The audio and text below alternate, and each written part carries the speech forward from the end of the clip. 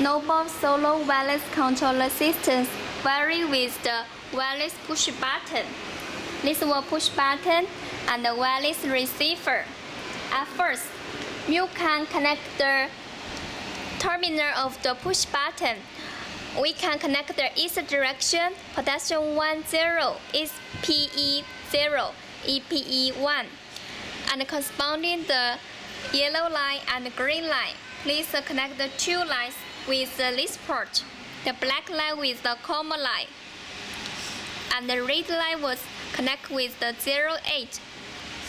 For this port, please connect the red line with the positive and the black line with the negative, and also connect with the power supply.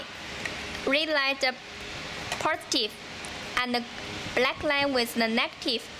The push button with the two-piece line also need connect with the power supply or battery, and the brown line connect with the positive, and the blue line connect with the negative. So this was the complete stage.